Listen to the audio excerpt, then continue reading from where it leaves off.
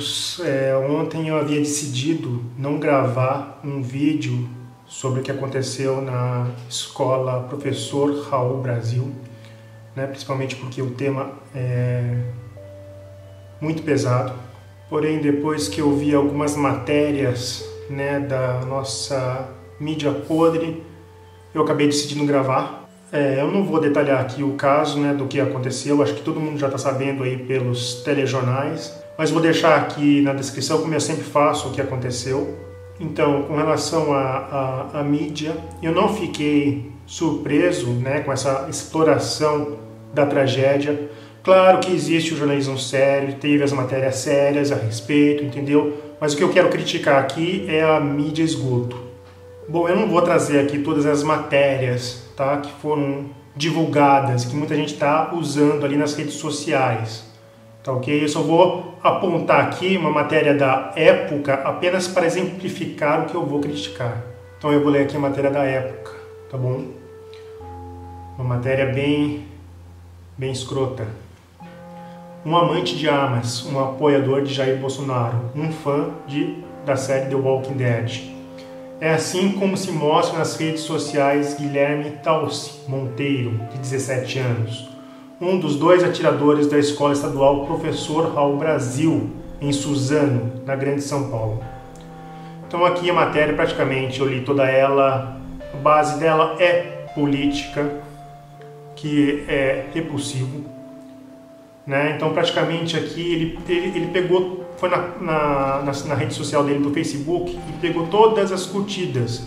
Só que assim, eles só selecionaram as curtidas que interessavam para eles, entendeu? Bom, eu já li muita matéria ruim do jornalismo brasileiro, mas explorar uma tragédia dessa, entendeu? E para gerar matéria de cunho político, isso é nojento. Quero lembrar vocês que eu não estou aqui para defender Bolsonaro. Eu estou aqui para defender o Brasil e a nossa base moral. Porque esse tipo de matéria aqui, que a época publicou, isso aqui já passou dos limites. Agora, para você entender do que eu estou falando aqui, eu quero trazer dois paralelos, uma reflexão. Eu quero saber o seguinte: será que podemos pegar todos os motoristas embriagados e que curtiram alguma coisa do PT e que em algum momento atropelou e matou um inocente e fazer uma comparação com o condenado Lula? Principalmente que Lula gostava de uma amargosa, né?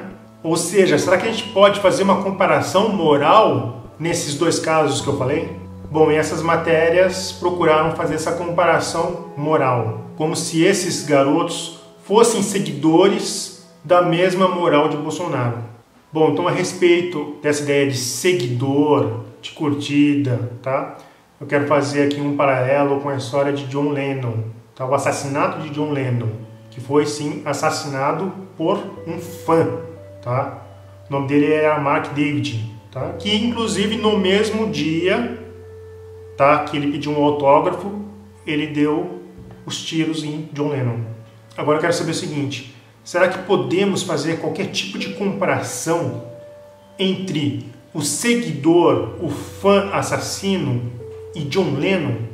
Só lembrando que John Lennon era um ativista, era praticamente um hippie, entendeu? Era o discurso da paz e amor.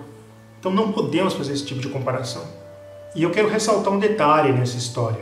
Quando Mark foi pego pela polícia, ele tinha uma arma na mão e um livro na outra, O Apanhador no Campo de Centeio. Então esse livro explora bastante essas questões delicadas na adolescência, né? Que é essa procura de identidade, alienação e principalmente aquele momento de rebeldia.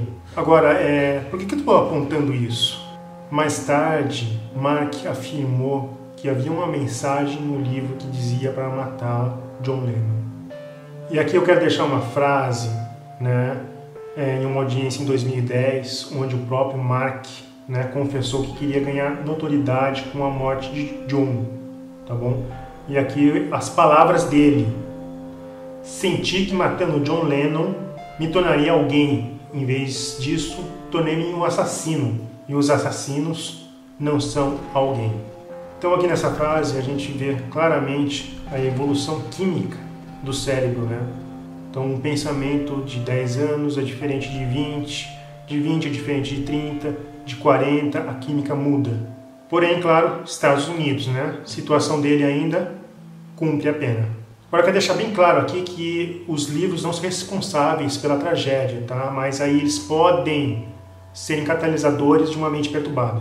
Bom, quem não se lembra do massacre do Realengo, quando a mídia utilizou os textos bíblicos, né, do jovem Wellington para, de certa forma, atacar, né, o cristianismo, e depois a irmã adotiva dele acabou revelando que ele tinha certas ligações, né, com o islamismo, tanto que na adolescência o apelido dele era Al-Qaeda. Bom, então eu já falei demais, então eu quero aqui chegar num ponto mais importante de quem é a culpa desse massacre.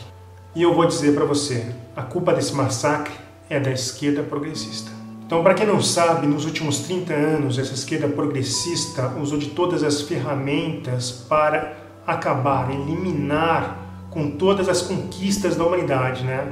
No nosso caso, a principal conquista é a nossa base moral judaica cristã.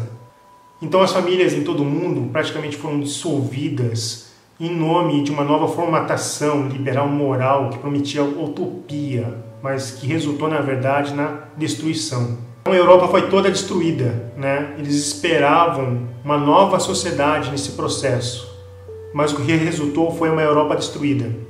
E agora praticamente eles estão correndo o risco de serem substituídos pelos muçulmanos, que possuem uma base, pelo menos dentro da moral deles, né, forte, e uma base familiar forte também. Então esse vídeo aqui não é apenas um vídeo de crítica a essa mídia nojenta. Eu quero pedir também a ajuda de vocês para combater essa hegemonia cultural. Então toda vez que você vê uma reportagem nojenta como essa que eu mostrei aqui para você, eu vou pedir para você deixar o seu hashtag mídia nojenta. Então eu quero deixar bem claro aqui que o que muda um país é a indignação das pessoas. A indignação de uma nação. A indignação de uma nação conservadora.